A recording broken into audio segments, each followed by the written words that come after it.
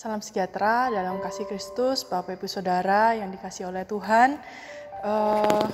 Karena hanya oleh kemurahan Tuhan hari ini, jam ini, detik ini, kita semua masih bisa bernafas, masih bisa beraktivitas di rumah, berkumpul dengan keluarga, mengerjakan pekerjaan di dalam rumah, ataupun mungkin ada Bapak Ibu Saudara yang masih pekerjaannya harus keluar rumah, tapi kita melihat bahwa pertolongan dari Tuhan, kemurahan Tuhan tetap bersama-sama dengan kita, dan biarlah kita belajar untuk senantiasa selalu untuk mengucap syukur kepada Tuhan Yesus yang baik. Dan hari-hari ini mungkin merupakan tantangan yang tidak mudah bagi semua dari kita. Mungkin banyak dari Anda yang merasa takut, cemas, dan mungkin kecewa dengan keadaan hari-hari ini yang tidak sesuai dengan harapan kita. Biasanya di tahun yang baru kita mempunyai harapan yang baru, harapan yang besar, khususnya di tahun 2020 ini. Tetapi pada awal tahun ini, saya percaya ini semua seizin Tuhan. Tuhan mengizinkan kita mengalami musim yang cukup tidak enak ini, dan bukan hanya kita saja di sini, di Situbondo, di Indonesia, tapi seluruh dunia juga mengalaminya. Tapi mari kita lihat bahwa karakter Allah adalah Allah itu selalu baik. Mari kita lihat bahwa Tuhan selalu memelihara kehidupan kita. Mari kita lihat, hitung satu-satu apa yang bisa kita syukuri hari ini. Dan itu yang membuat kita semakin hari, semakin hidup untuk lebih belajar bersyukur lagi. Saya mau katakan bahwa mungkin Bapak Ibu Saudara yang merasakan rasa takut, cemas, dan kecewa. Rasa takut, cemas, dan kecewa itu adalah hal yang sangat manusiawi. Semua orang pasti mengalaminya. Tetapi kita sebagai anak-anak Tuhan, kita yang sudah ditebus oleh darah Kristus, kita tahu bahwa identitas kita tidak diciptakan untuk menjadi takut dan tinggal di dalam rasa takut, kecewa, dan cemas itu. Tapi semua yang baik itu yang Tuhan Yesus kerjakan dalam hidup kita. Mari kita baca di dalam Efesus 2 ayat 10. Karena kita ini buatan Allah, diciptakan dalam Kristus Yesus untuk melakukan pekerjaan baik yang dipersiapkan Allah sebelumnya. Ia mau supaya kita hidup di dalamnya. Di sini dikatakan kita semua diciptakan di dalam Tuhan Yesus untuk mengerjakan pekerjaan yang baik. Semua di dalam kehidupan kita itu adalah baik. Semua yang Tuhan titipkan di dalam kehidupan kita, semuanya adalah baik. Dan mengapa ada masa, ada musim di mana kita merasa ada hal-hal yang tidak baik dalam kehidupan kita. Kita mau lihat bahwa guru kita Tuhan Yesus juga pernah mengalami hal-hal yang tidak baik. Kita baca di dalam Matius 11 ayat 29, bagaimana Yesus menguatkan iman kita semua supaya kita murid Yesus belajar padanya. Matius 11 ayat 29, pikulah kuk yang kupasang dan belajarlah padaku, karena aku lemah lembut dan rendah hati, dan jiwamu akan mendapat ketenangan. Pikulah kuk yang kupasang dan belajarlah kepadaku. Tuhan tidak menjanjikan bahwa kita tidak akan diberikan tugas atau kuk atau beban. Tapi Tuhan Yesus mengajarkan bahwa Dia menegaskan bahwa kita memang harus memikul kuk. Tetapi di sini Tuhan Yesus juga mengajarkan bahwa belajarlah kepadaku. Mari belajar pada Tuhan Yesus.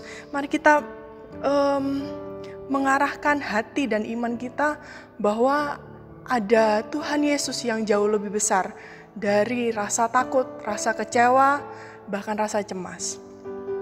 Bahkan Tuhan Yesus sendiri pernah mengalami rasa takut, rasa cemas, dan rasa kecewa. Pada waktu Tuhan Yesus ada di Taman Getsemani, pada waktu ia sedang berdoa, dia merasa takut dan cemas. Kita baca di Matius 26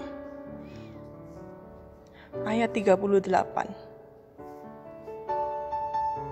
Matius 26 ayat 38. Lalu katanya kepada mereka, "Hatiku sangat sedih, seperti mau mati rasanya. Tinggallah di sini dan berjaga-jagalah dengan aku." Di sini kita lihat jelas bahwa Yesus merasakan takut, dia merasakan cemas. Dan juga Tuhan Yesus juga merasakan ada rasa kecewa ketika pada waktu dia di kayu salib, dia merasakan Allah meninggalkan dirinya. Kita baca di Markus 15 ayat 34.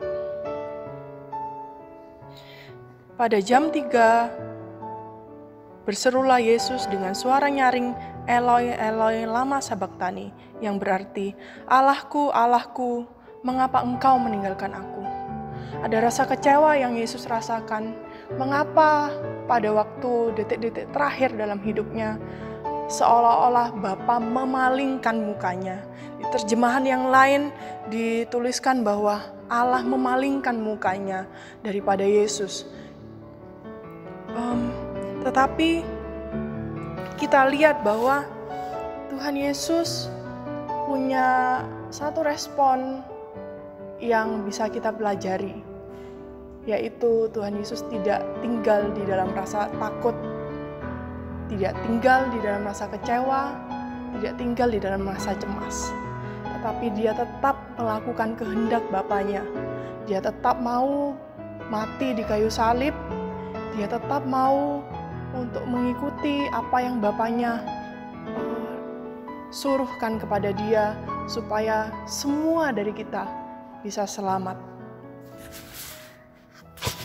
Jadi Tuhan Yesus terlebih dahulu mengalami apa yang saudara-saudara Anda rasakan hari-hari ini, rasa takut, rasa cemas, dan rasa kecewa.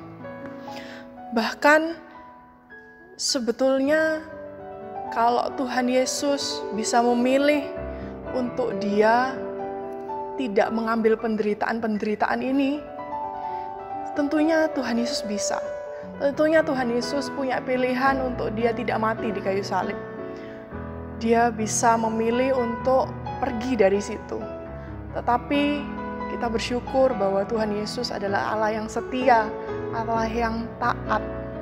Dia adalah anak yang taat kepada Bapanya.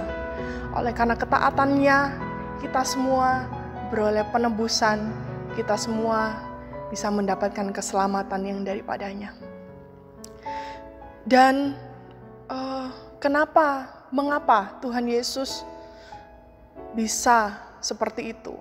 Karena dia memfokuskan kehidupannya, memfokuskan pandangannya kepada kehendak Bapa yang jauh lebih besar daripada apa yang menjadi kehendak dirinya pribadi.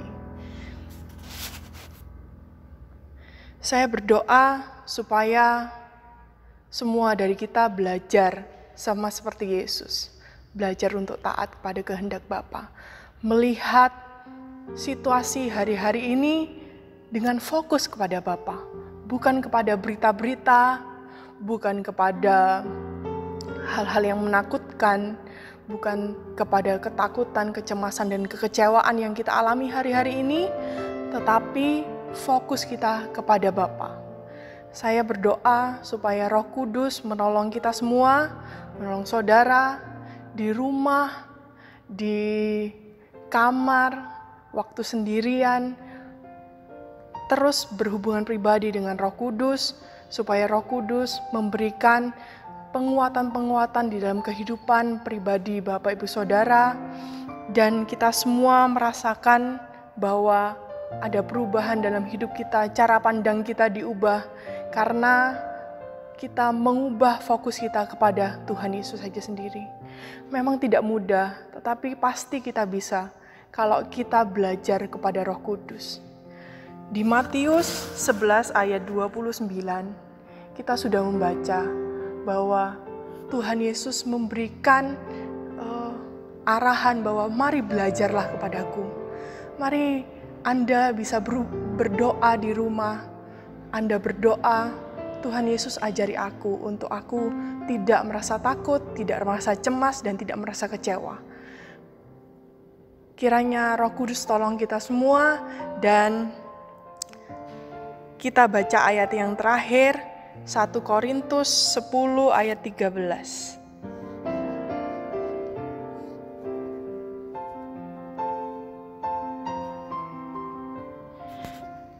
Saya rindu semua kita sama-sama membaca. Pencobaan-pencobaan yang kamu alami ialah pencobaan-pencobaan biasa yang tidak melebihi kekuatan manusia. Sebab Allah setia, dan karena itu Ia tidak akan membiarkan kamu dicobai melampaui kekuatanmu. Pada waktu kamu dicobai, Ia akan memberikan kepadamu jalan keluar sehingga kamu dapat menanggungnya. Kita mau sama-sama naikkan iman kita, percaya kita bahwa pasti Tuhan Yesus tahu yang terbaik buat semua kehidupan kita. Biar kita sama-sama percaya bahwa bersama dengan Tuhan Yesus kita bisa melewati musim yang tidak enak ini. Tetapi bukan dengan keluhan, bukan dengan tetap rasa takut dan cemas dan kecewa, tetapi dengan iman percaya bahwa Allah itu baik, Allah itu setia, karakternya itu tetap teguh, dan Allah tidak pernah salah dalam kehidupan kita. Dan seperti di 1 Korintus 10 ayat 13 ini, kita percaya meskipun Tuhan mengizinkan kita mengalami musim yang tidak enak ini, tetapi Tuhan Yesus sudah menyediakan jalan keluar supaya kita bisa menanggungnya. Mari kita sama-sama berharap senantiasa kepada Tuhan Yesus yang adalah Allah yang benar, Allah yang setia, dan Allah yang mengasihi saudara dan saya. Sekian firman Tuhan, kiranya Tuhan Yesus memberkati.